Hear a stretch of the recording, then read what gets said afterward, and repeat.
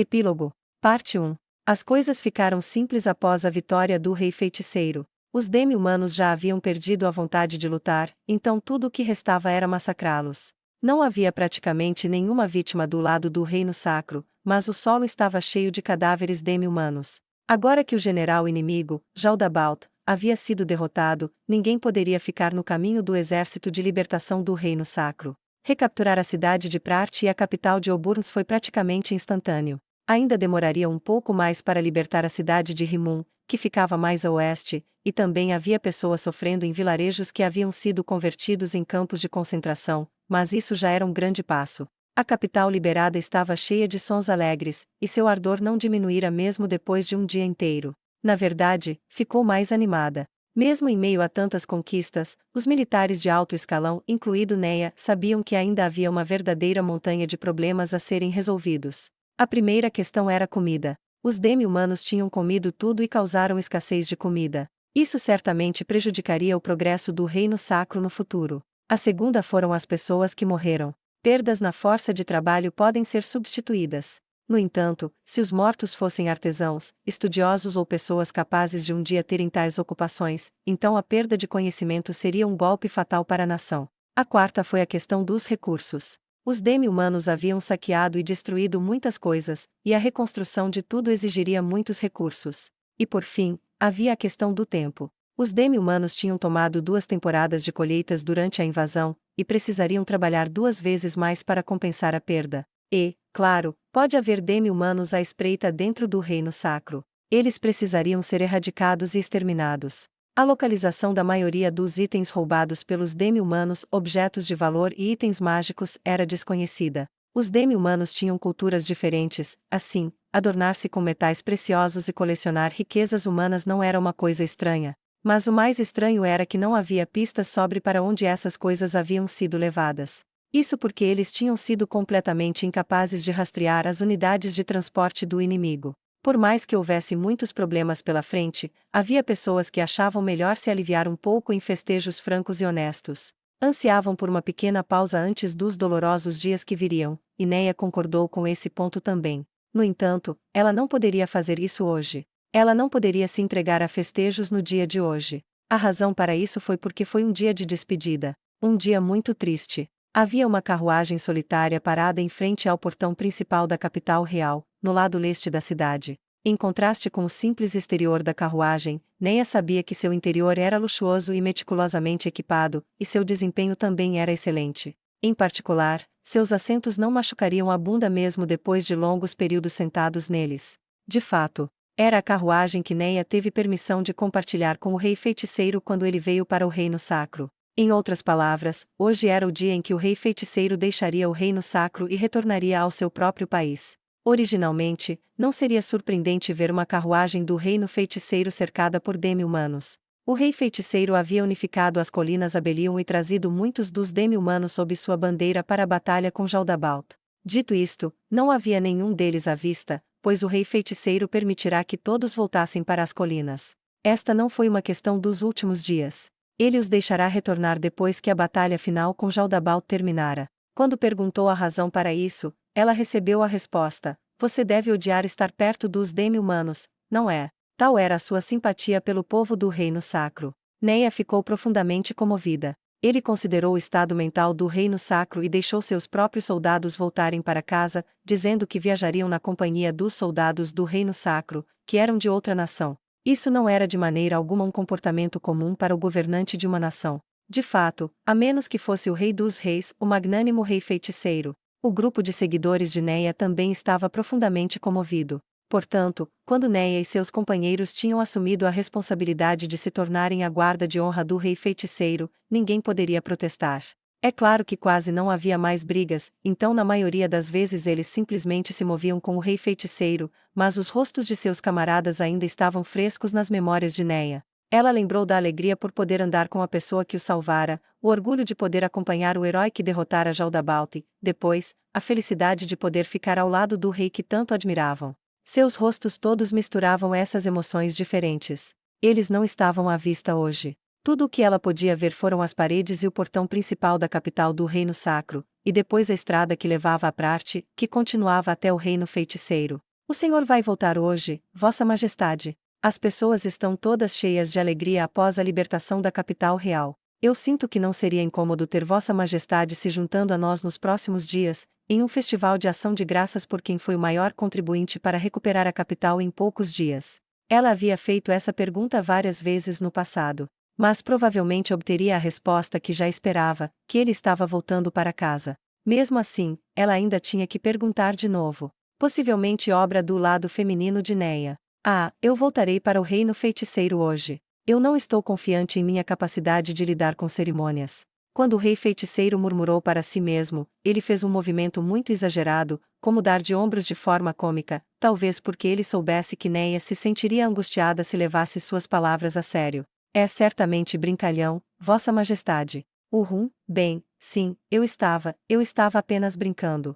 Sim, brincando, na verdade, fiz tudo o que vim fazer aqui. Assim, minha presença não é mais necessária. Eu também preciso guiar o desenvolvimento do reino feiticeiro, na minha condição de rei. Se eu deixar o trono por muito tempo, minha primeira-ministra, Albedo, vai me repreender.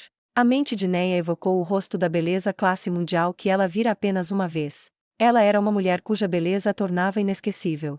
Certamente ela não pode ser tão assustadora quando fica brava, ou ela é assustadora quando fica brava porque ela é bonita. Não acho que foi isso que Sua Majestade quis dizer, é um pouco difícil imaginar alguém tão bonita quanto ela ficar com raiva. Ainda assim, eu tenho inveja. Ser permitida falar com ele assim, por estar próxima, era algo que Neia queria desesperadamente, mas não podia pedir, o que a deixou com muita inveja. Quão feliz Neia seria se soubesse que o rei feiticeiro, que ela tanto respeitava, contaria aos outros que Neia me repreenderia ou algo assim. Então é isso, bem, é uma pena que não haja ninguém para providenciar uma despedida a Vossa Majestade, dado que o Senhor salvou esta nação. A decisão do rei feiticeiro de ir foi uma coisa repentina. O fato de que não havia ninguém para conduzir uma despedida fazia disso uma história triste e solitária. Eu já disse ao príncipe Caspond que seria problemático se o festival fosse muito luxuoso.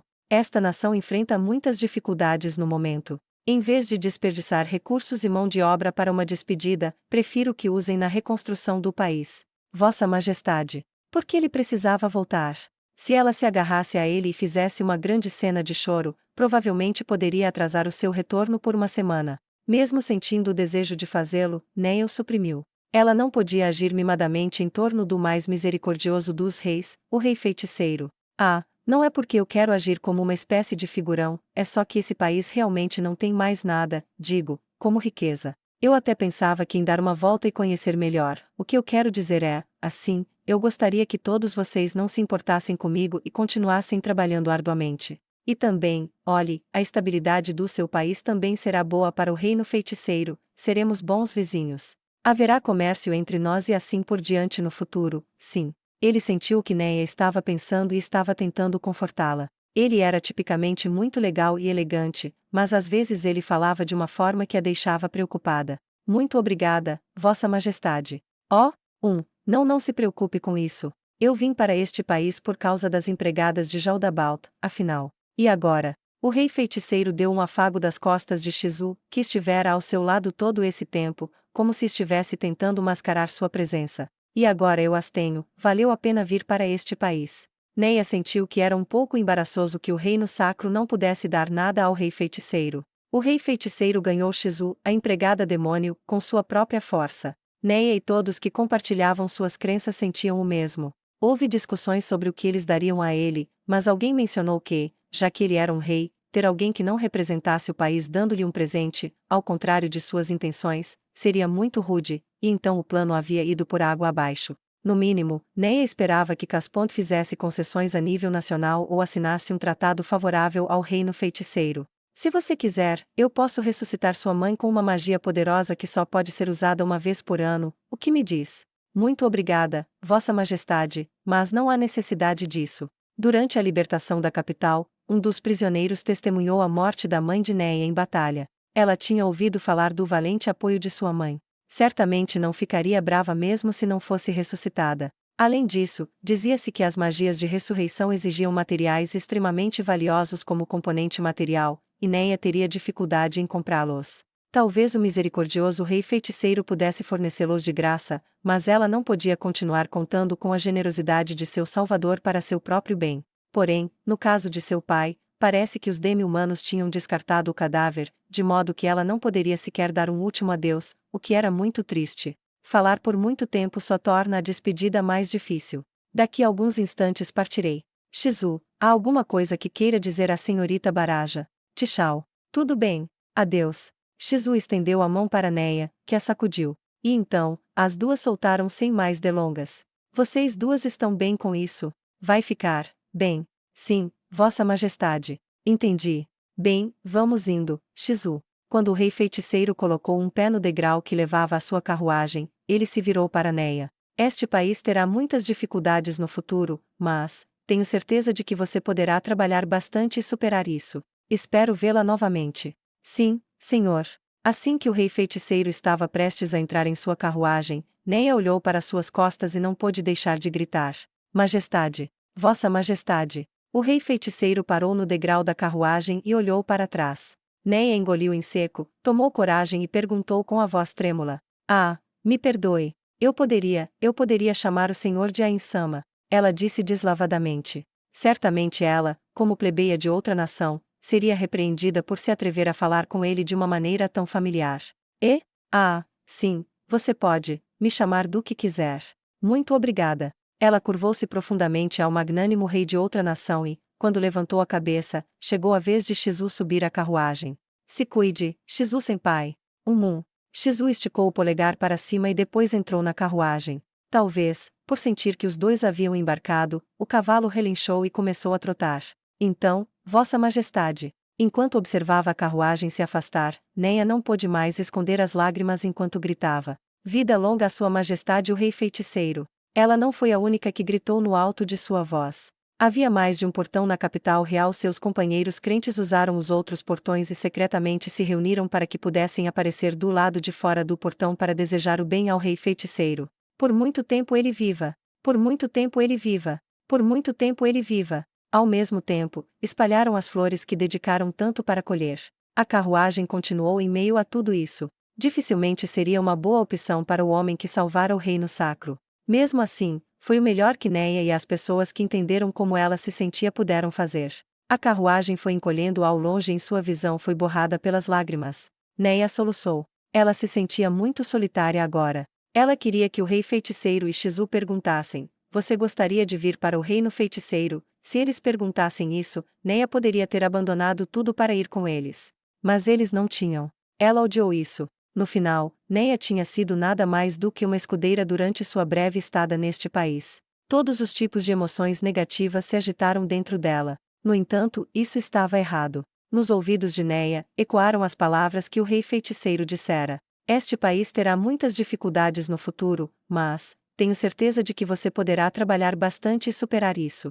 Espero lhe ver novamente. Em outras palavras, ele tinha expectativas em Neia. Algo como, embora o reino sacro esteja no caos, tenho certeza de que Neia pode fazer o país se unir, ou algo assim. O tempo pareceu longo e curto ao mesmo tempo, porém mudou sua vida de pernas para o ar e agora acabou. No entanto, isso foi apenas o começo. Havia muitas coisas que ela tinha que fazer. Para começar, ela precisava retribuir a gentileza do rei feiticeiro com ações.